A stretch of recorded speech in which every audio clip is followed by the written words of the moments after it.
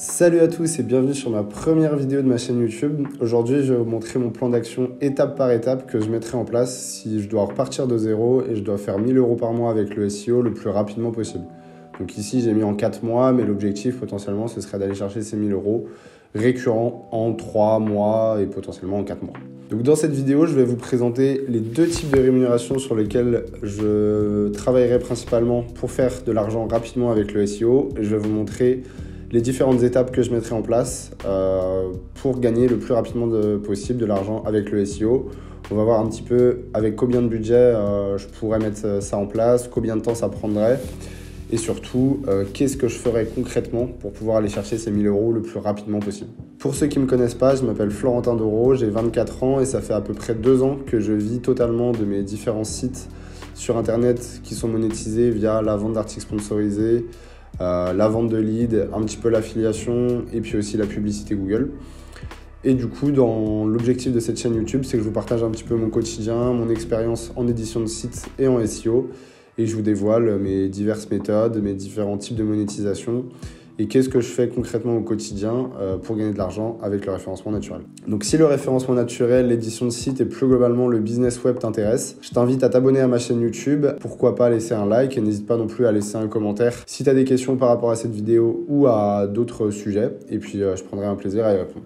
Donc si on revient au sujet de la vidéo, mon plan d'action pour faire le plus rapidement possible de l'argent avec le SEO, ce serait de faire deux types de monétisation. On aurait du coup la vente d'articles sponsorisés, du coup la vente de liens, et on aurait également la vente de leads. Et pour moi, les deux monétisations les plus simples à lancer, à mettre en place pour faire de l'argent assez rapidement. C'est pas forcément les monétisations qui vous rapporteront le plus d'argent sur le long terme. Par exemple, si mon objectif, ça serait d'aller chercher un 20 000 € par mois, je me focuserais plus sur de l'affiliation. Par contre, l'affiliation sur des niches plutôt concurrentielles, là où il y a le plus d'argent, c'est quelque chose qui va mettre beaucoup plus de temps. Et du coup, sur un objectif de 3-4 mois, c'est pas là où je pourrais aller chercher assez rapidement de l'argent. À l'inverse de la vente d'articles sponsorisés où en trouvant un bon domaine expiré, on peut faire de l'argent assez rapidement en 1 mois et demi. Et où la vente de leads, pareil, en trouvant une niche pertinente où les commissions sont assez élevées et la concurrence est plutôt faible, on peut déjà aller chercher des commissions en l'espace d'1 ou 2 mois. Et des commissions assez élevées. Si on a la bonne niche, on peut toucher des commissions de 500, 600, 1000 € peut-être sur des devis signés. La vente d'articles sponsorisés, du coup, pour ceux qui ne savent pas, l'idée c'est tout simplement de vendre des articles qui sont sponsorisés sur notre site. Donc généralement c'est des blogs sur lesquels on va faire un article qui sera commandé par un client, que ce soit en direct ou via des plateformes. Et du coup dans cet article-là, c'est pas forcément des articles promotionnels, c'est des articles où par exemple un client qui va vendre des programmes immobiliers neufs à Rennes, il va par exemple nous acheter un article sur notre site. Vaut-il mieux acheter de l'immobilier neuf ou de l'immobilier d'occasion? Et dans cet article-là, ce client va insérer un lien vers son site, vers la page qu'il souhaite référencer. Et du coup, nous, on sera rémunéré tout simplement pour avoir rédigé ou non d'ailleurs cet article et l'avoir posté sur notre site. Donc au niveau des revenus qu'on peut générer avec la vente d'articles sponsorisés, ça peut être assez variable, ça dépend du type et du nombre de sites qu'on a et surtout des thématiques sur lesquelles on travaille. Là, je vous ai mis un petit screen par exemple d'une journée, de 3-4 jours, de mes revenus sur 3-4 jours en vente d'articles sponsorisés. Donc on voit que moi, j'ai globalement environ 15 sites qui fonctionnent plutôt bien en vente d'articles sponsorisés et les diverses plateformes et les prix de vente qu'on voit également ici, mais ça peut générer des revenus qui sont assez intéressants et plutôt rapidement. Comment on met en place concrètement de la vente d'articles sponsorisés? Ça va se définir en 3 étapes. La première étape, ça va être de trouver un domaine expiré. La deuxième étape, ça va être de remonter ce domaine expiré. Et la troisième étape, ça va être d'améliorer globalement les métriques de ce domaine expiré, de ce site, pour pouvoir ensuite vendre sur des plateformes et également en direct. Toutes les différentes étapes, je ferai des vidéos détaillées sur chacune des étapes pour que vous puissiez tout simplement le mettre en place plus facilement, mais là on va regarder assez rapidement.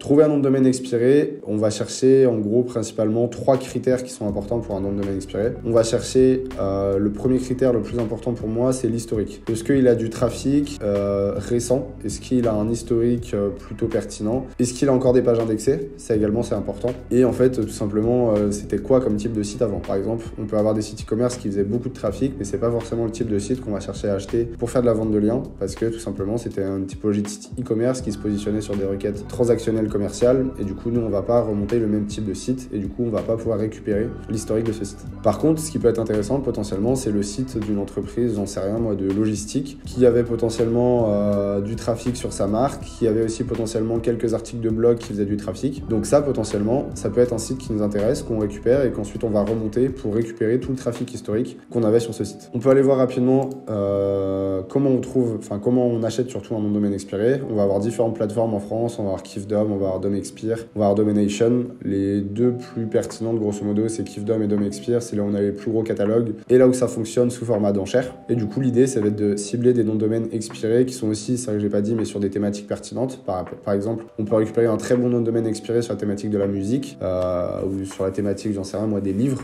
audio. C'est pas forcément là où va y avoir le plus d'argent en vente d'articles sponsorisés. En vente d'articles sponsorisés, on vise vraiment des thématiques globales, que ce soit par exemple la finance, l'automobile, la santé, la maison, les assurances, l'immobilier, ce genre de choses, le voyage, mais on vise pas une thématique très précise, ce qui va sinon nous limiter en nombre de commandes. Par exemple, à l'inverse de l'affiliation, on va généralement faire des sites assez nichés. En vente d'articles sponsorisés, on cherche à faire des sites soit totalement généralistes, donc qui vont parler de plein de sujets différents, ou alors soit généralistes, thématisés, on va dire, donc par exemple sur la voiture. Donc sur la voiture, vous aurez un site, vous aurez une rubrique sur la catégorie voiture, entretien, peut-être scooter, peut-être deux roues, peut-être trottinette, peut-être vélo. Un site assez global sur l'automobile, la mobilité.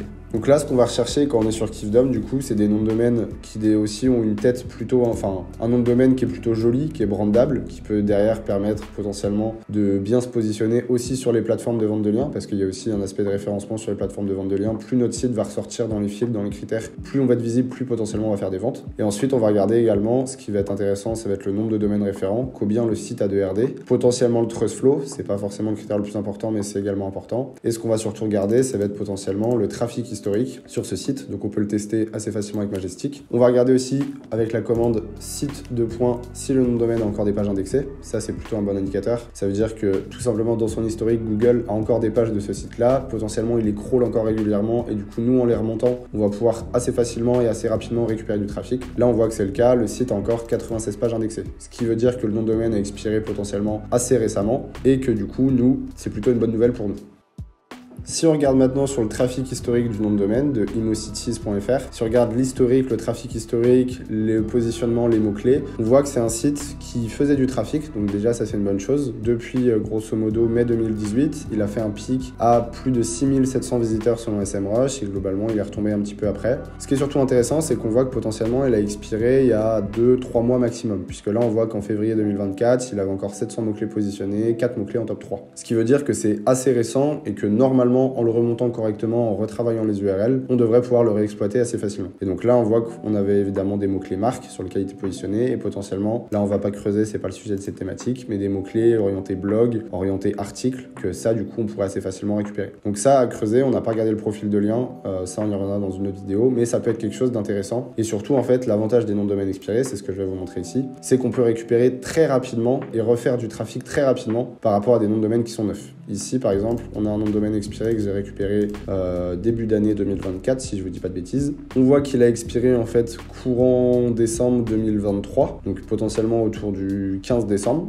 Du coup, le trafic a chuté malgré qu'il faisait encore une dizaine de clics par jour. Et moi, je l'ai récupéré début février. Et en fait, en remettant en place tout simplement les mêmes URL qu'avant, et bah, on a assez rapidement récupéré du trafic puisque là, du coup, on est revenu à peu près sur les 90-100 clics par jour. Et là, aujourd'hui, on est un petit peu plus de 300 clics par jour, alors que ça fait du coup moins de 3 mois que j'ai récupéré le site. Même pas, ça fait 2 mois et demi. Donc là, du coup, et là, c'est un site qui me génère déjà des revenus en vente d'articles sponsorisés. Si je dis pas de bêtises, sur le mois d'avril, il a dû me gérer à peu près 300-350 euros. Alors que je l'ai acheté il y a moins de 2 mois. Donc vous voyez que ça peut aller déjà assez vite en trouvant tout simplement les bons noms de domaine expirés. Les avantages aussi de faire de la vente d'articles sponsorisés, c'est que c'est un business très facile. Au niveau de la difficulté, c'est un business qui est facile, qui est facilement réplicable une fois qu'on a compris comment trouver le bon nom de domaine expiré. C'est vraiment la clé de la réussite sur ce type de projet. Le rendement est très fort puisqu'en termes d'investissement, à part acheter le nom de domaine expiré, éventuellement produire du contenu et acheter quelques liens pour relancer le domaine, on a assez peu d'investissement. Et surtout quand on fait une vente, maintenant la majorité des articles sponsorisés sont rédigés avec l'IA, avec ChatGPT, avec Textbooker. Ce qui fait que si on vend un lien à 60 €, potentiellement on va avoir 59 € de marge sur ce lien. Donc ce qui fait un rendement plutôt élevé. Et en termes d'investissement, comme je disais, l'investissement est plutôt faible puisqu'on a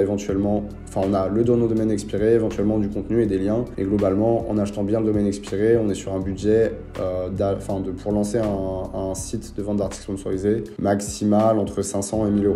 Et même si on se débrouille bien, on peut même acheter des domaines expirés à 100, 150 € et du coup avoir un investissement encore plus faible.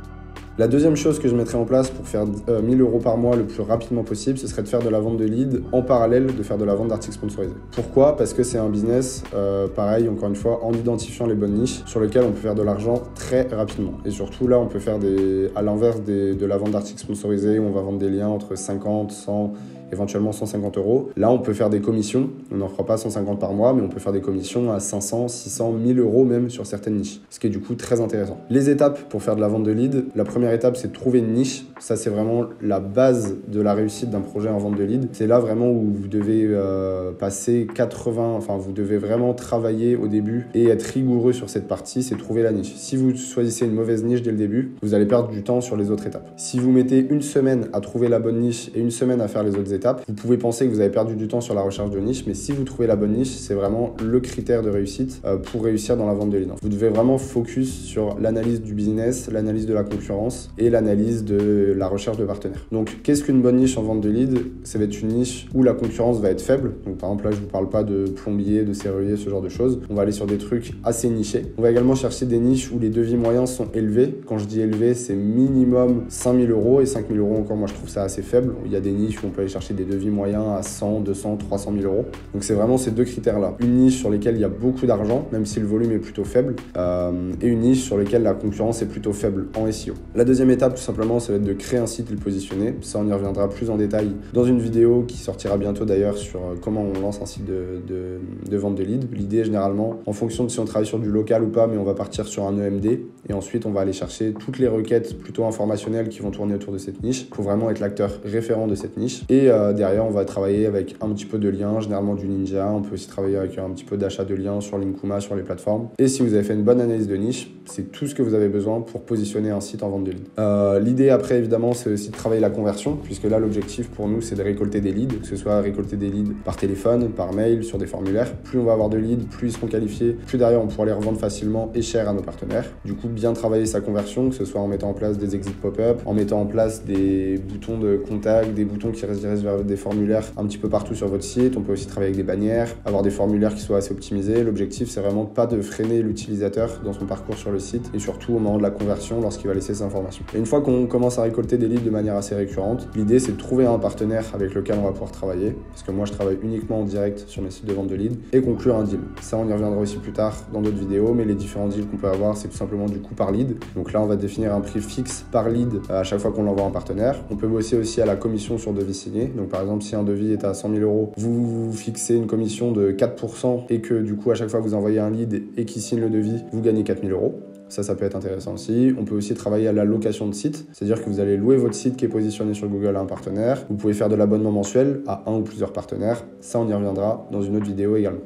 En termes de difficulté, c'est un petit peu plus compliqué de se lancer dans la vente de leads que dans la vente d'articles sponsorisés. Ce qui est surtout compliqué, c'est d'identifier la bonne niche et de valider qu'elle soit bonne. Encore une fois, on est sur un rendement élevé parce que là, on peut toucher des commissions ou des abonnements ou ce que vous voulez très élevés. Et surtout, en fait, les coûts, on a assez peu d'investissement, comme on l'a dit. On part d'un nom de domaine neuf. Du coup, en fonction de l'extension, ça va nous coûter entre 5 et 10 €. On va avoir potentiellement un petit peu de frais sur du contenu, sachant que c'est des contenus que vous pouvez assez facilement rédiger vous-même ou faire avec l'IA. On va avoir éventuellement un petit peu de frais au niveau du netlinking.